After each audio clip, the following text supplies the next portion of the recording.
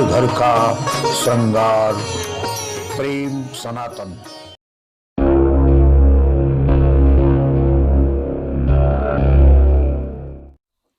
श्री बांके बिहारी लाल की जय। समस्त प्रेम सनातन के दर्शकों को आचार्य प्रहलाद कृष्ण का भाव भरा राधे राधे। जय श्री कृष्ण, जय श्री बिहारी जी की। आज हम आप लोग चर्चा करने वाले हैं श्रीमद् भागवत में बताए गए एक विशेष प्रयोग की। बहुत से लोग ऐसे हैं, आप लोगों ने कथा व्यासों को ही ऐसा कहते सुना होगा कि आजकल कथा व्यास टोटके बताने लगे हैं, आजकल व्यास लोग उपचार बताने लगे हैं। मैं कहता हूं जरूर जरूर जरूर बताने चाहिए, क्यों ना बताएं। अगर हम अपने सनातनियों को, अपने संबंधियों को, अपने प्रेमियों को, सनातन अवलंबियों को अपने सनातन धर्म के पुराणों में बताए गए उपचारों के बारे में, प्रयोगों के बारे में, टोटकों के बारे में नहीं बताएंगे तो हमारे सनातनी अपने उस अभाव के चक्कर में पड़ करके विधर्मियों के दरवाजे पे जाकर के अपना माथा टेकेंगे। और इस समस्या से अपने सनातन धर्म को बचाने के लिए हम कथा व्यासों को, सबको ऐसा चाहिए जो आप अपना मनगढ़ंत कुछ भी ना बताओ, लेकिन जो पुराणों में बताया गया है, जो पुराणों में उल्लिखित है, जो व्यास जी ने पुराणों में लिखा है, उन उपचारों को, उन प्रयोगों को, उन टोटकों को तो हम सनातन अवलंबियों तक, सनातन प्रेमियों तक पहुंचा ही सकते हैं, ताकि हमारे सनातन प्रेमियों को किसी दूसरे के दरवाजे पे जाकर के अपना माथा न झुकाना पड़े, न टेकना पड़े। इसी क्रम में आगे बढ़ते हुए आज मैं आप लोगों को श्रीमद् भागवत में बताया हुआ एक विशेष उपचार, विशेष टोटका, विशेष प्रयोग बताने जा रहा हूं। आप इसको ध्यान से सुनिएगा, इसको आप नोट भी कर सकते हैं। इसका प्रयोग करने से निश्चित रूप से इसका प्रमाण 6 महीने के अंदर आया है कि 6 महीने के अंदर आपका मनोरथ सिद्ध होगा। अगर किसी की कन्या की उम्र अधिक हो गई है, उसकी वय अधिक हो गई है और उसका विवाह नहीं हो रहा है, विवाह हेतु माँ बाप ज्यादा चिंतित हैं, ज्यादा परेशान है, घर घर की आज ये समस्या बन गई है, तो ऐसी स्थिति में क्या करना चाहिए? शरद पूर्णिमा की रात्रि से इस व्रत का शुभारंभ होगा। शरद पूर्णिमा की रात्रि से जिस कन्या का विवाह अधिक उम्र होने के बावजूद ना हो रहा हो, उस कन्या को यह उपचार करना चाहिए। शरद पूर्णिमा की रात्रि में स्नान करके चंद्रमा को अर्घ दे, चंद्रमा की पूजा करे और उसी रात्रि में कहीं आपको जाना नहीं, किसी विद्वान को नहीं बुलाना है, किसी ब्राह्मण को नहीं बुलाना है, अपने आप उस रात्रि में आप ये उपचार कर सकते हैं। जो मैं प्रयोग बता रहा हूं, इस उपचार को, इस प्रयोग को आप कर सकते हैं। इसके लिए किसी धन की, रुपए पैसे की किसी तरीके की आवश्यकता नहीं है। किसी ब्राह्मण विद्वान को बुला करके उससे पूजा करवाई जाएगी, ऐसा भी कोई नियम नहीं है। आप स्वतः करें, खुद करें। जिसको इस प्रयोग का लाभ चाहिए वो इस प्रयोग को करे। तो कन्या का क्या करे? उसी शरद पूर्णिमा की रात्रि में बैठ करके गाय के गोबर से एक गौरी बनाए, जो कि शिखरनुमा गौरी होनी चाहिए। गौरी बिल्कुल एकदम चिपटी हुई, गोल, इस तरह की नहीं होनी चाहिए। गौरी का स्वरूप सदैव शिखरनुमा होना चाहिए, शिखरनुमा गौरी हो। और क्षेत्रीय अलग अलग मान्यताएं हैं। कुछ लोग पिंडोर मिट्टी के 7 टुकड़ों को गणेश जी मान करके गौरी के पास में विराजमान करते हैं। कुछ लोग सुपारी के ऊपर गणेश मंत्र ओम गंग गणपतये नमः, इस मंत्र से गणेश जी की स्थापना करते हैं। एक विशेष बात मैं आप लोगों को बताना चाहूंगा, किसी भी देवता की अगर आपको प्रतिष्ठा करनी है, आपके पास में कोई विद्वान नहीं है, कोई आचार्य नहीं है, कोई ब्राह्मण नहीं है, आपको स्वतः करनी है। आप ये अनामिका उंगली, इस अनामिका उंगली से किसी भी देवता का मिट्टी से, क्योंकि भारत के कंकर में शंकर बैसा हुआ है। सिय राममय सब जग जानी, करहि प्रणाम जोर जुग पानी, ईश्वर सर्वभूतानि हृदय अर्जुन तिष्ठति, सर्वम विष्णुमयम जगत। कण में परमात्मा व्याप्त है। आप मिट्टी के किसी भाग को उठा करके और उस पे इस अनामिका उंगली को रख करके 7 बार उस देवता से संबंधित मंत्र को अगर आप बोलते हैं तो उस देवता की प्रतिष्ठा स्वतः ही हो जाती है। उसके लिए आपको कुछ और अलग से करने की आवश्यकता नहीं रह जाती। तो आप गाय के गोबर की शिखरनुमा उभरी हुई पर्वतीय मुद्रा में गौरी जी का स्वरूप बनाएंगे, सुपारी पे गणेश जी, उस पे कलावा लपेटेंगे, एक कांसे की कटोरी में हल्दी में रंगे हुए चावल, उससे आप उस कटोरी को भर देंगे, उसमें एक साबुत पान का पत्ता, पान के पत्ते के ऊपर पीला कपड़ा, हल्दी में रंगा हुआ पीला कपड़ा आप उस कटोरी पे बिछाएंगे, उस पे आप गौरी और गणेश को स्थापित करिए। कन्या गौरी गणेश की स्थापना करने के बाद में उन गौरी गणेश की पूजा करें। नित्य प्रातः ब्रह्म मुहूर्त में सूर्योदय से पूर्व ही उठ करके कन्या को यह प्रयोग करना है। सूर्योदय से पूर्व ही उठ करके गाय के गोबर की जो गौरी बनाई गई है, गौरी जी गणेश जी को, उनको स्थापित करें।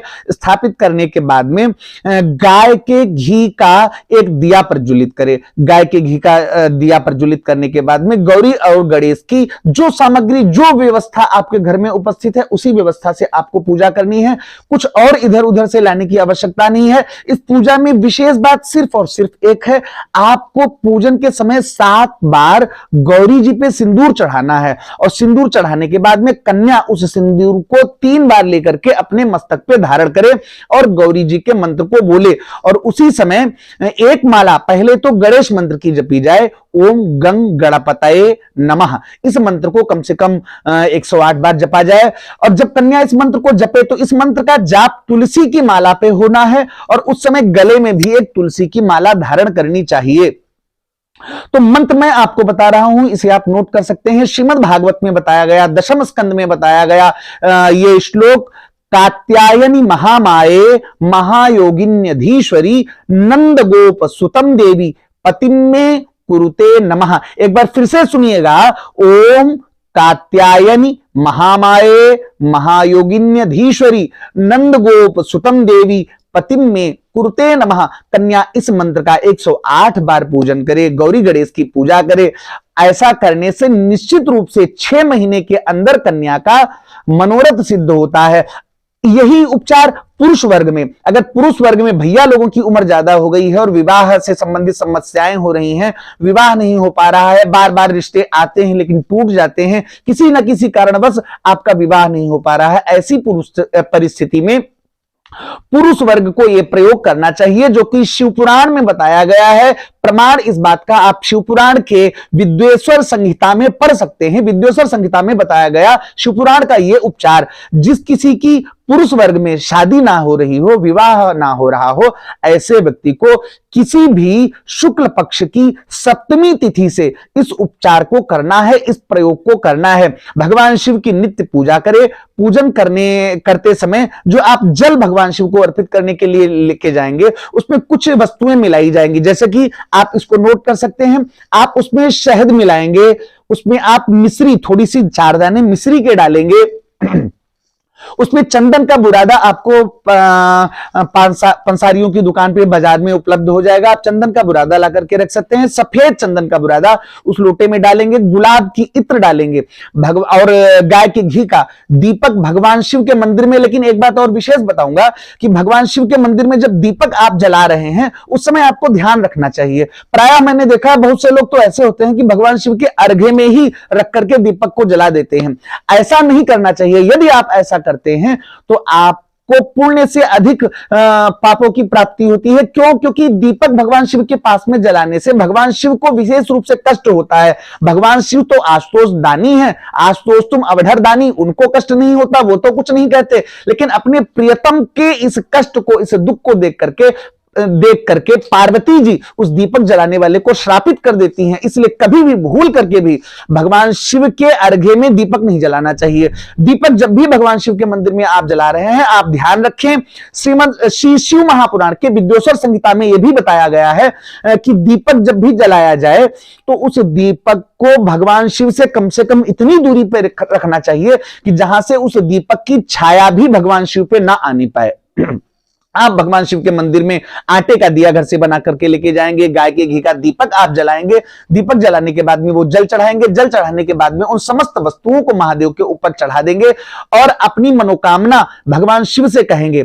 एक उपचार और बताऊंगा, अगर पुरुष वर्ग में या कन्या वर्ग में, ये दोनों के लिए प्रयोग है। अगर किसी का विवाह नहीं हो रहा है, ज्यादा घर वाले परेशान हैं, तो ऐसी स्थिति में आप ये प्रयोग कर सकते हैं। भगवान शिव के किसी भी मंदिर में किसी भी प्रदोष के दिन शुक्ल पक्ष के किसी भी प्रदोष के दिन आप इस प्रयोग को कर सकते हैं। आपको करना क्या है, एक नारियल वाली झाड़ू, 1.25 किलो चावल, 1.25 किलो चीनी, 1.25 किलो गाय का देशी घी, ये समस्त वस्तुएं आपको लेकर के भगवान शिव के किसी भी ऐसे मंदिर में जानी है जिस मंदिर में पुजारी का निवास हो, पुजारी का परिवार रहता हो अथवा पुजारी रहता हो।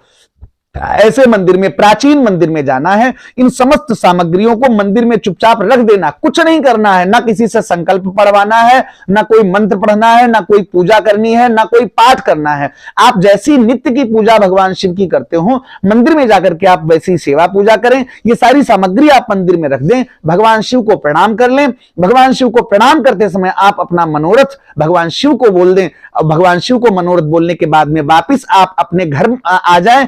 विशेष बात यह कि जब आप मंदिर से घर के लिए निकलेंगे तो किसी से रास्ते में वार्ता नहीं करेंगे, बातचीत नहीं करेंगे और पीछे मुड़ के नहीं देखेंगे जब तक आप अपने घर ना आ जाएं। ऐसा प्रयोग करने से 6 महीने के अंदर आपका मनोरथ सिद्ध होता है, ऐसा शिव पुराण का वाक्य है। हर हर महादेव, जय श्री कृष्ण, जय श्री बिहारी जी की। प्रेम सनातन टीवी को सब्सक्राइब कर बेल आइकन का बटन जरूर दबा दें।